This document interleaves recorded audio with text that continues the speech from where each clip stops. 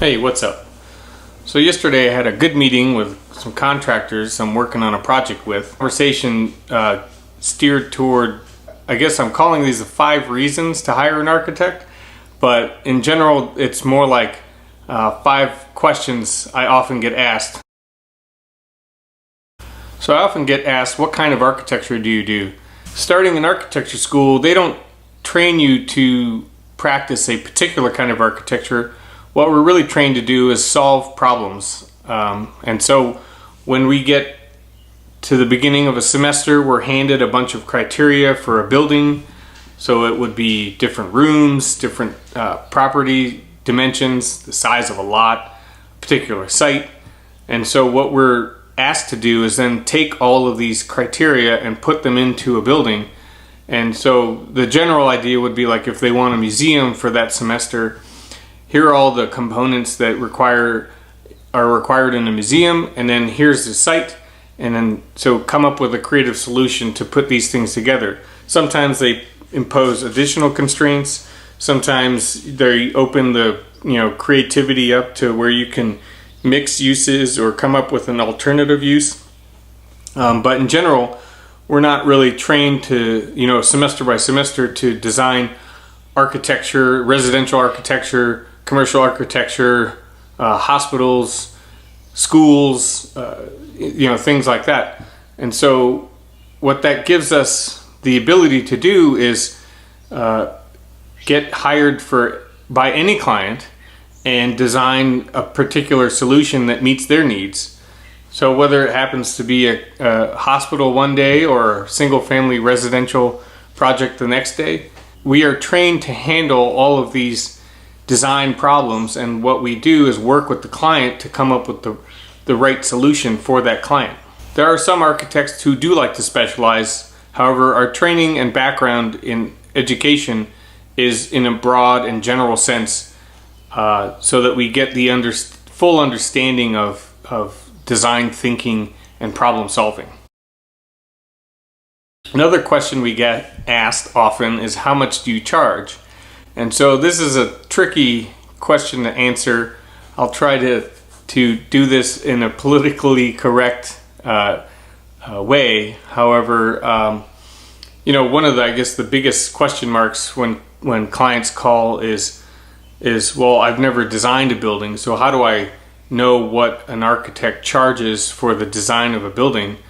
And this is a great question because designing your own home or a building for your business, is probably one of the biggest expenses you'll make in your lifetime. And so it's not something that comes across across your agenda often. So we try and establish our fee for service based on our understanding of the size of the project, the cost of the construction of the project, the time it'll take us to execute the drawings, all the meetings with the clients, any contractor meetings, the bid negotiation during construction. And what we like to do in our office is try and make sure that a balance between an hourly rate and a fixed fee, where everyone is compensated appropriately and the client is provided with the best service possible. Why do I need an architect? And this is more the answer to this question is the reason why you need to hire an architect for your project.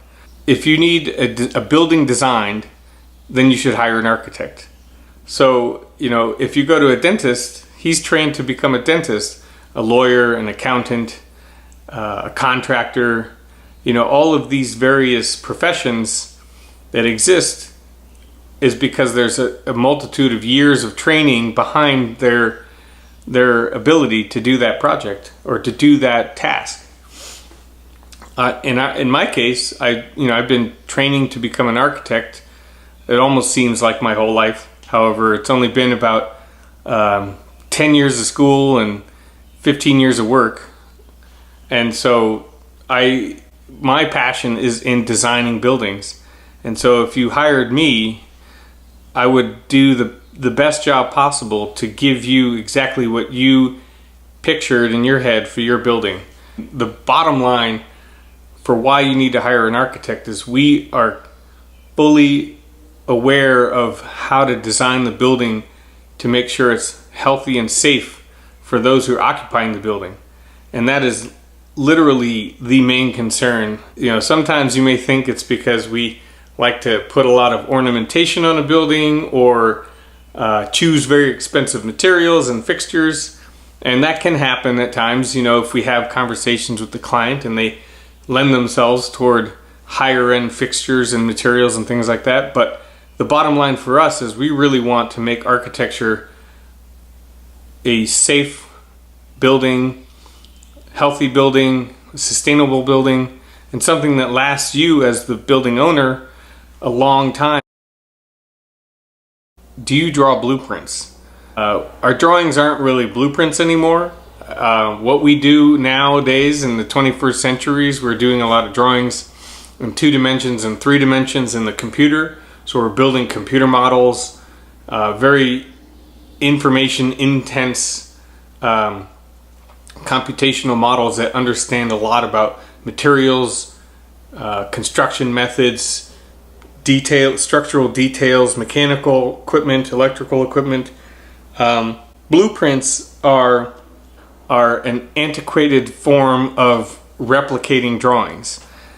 Just like Xerox has been associated with photocopies and Kleenex has been associated with tissues, somehow blueprints has been associated with architecture drawings.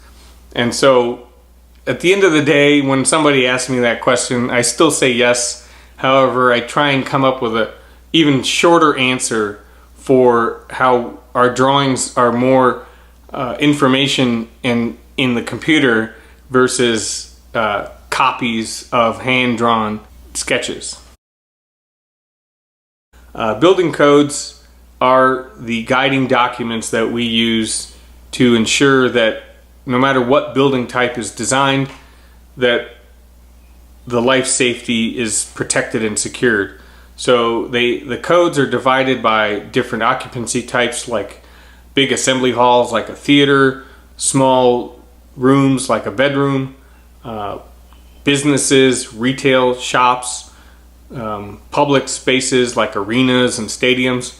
All these various program types or building types are broken down in the building code, and each have their specific requirements as far as maintaining the ability to exit all of the occupants of the building in a safe manner at the same time, especially in the event of a fire. They are there to make sure that everybody is on the same page. The architect, the builder, the owner, and the building official all are reviewing the drawings and the design of a building with the same governance in mind as far as how the building is going to be protected in the event of a fire or some sort of emergency. So it also makes it a lot easier, minimizing any conflict or confusion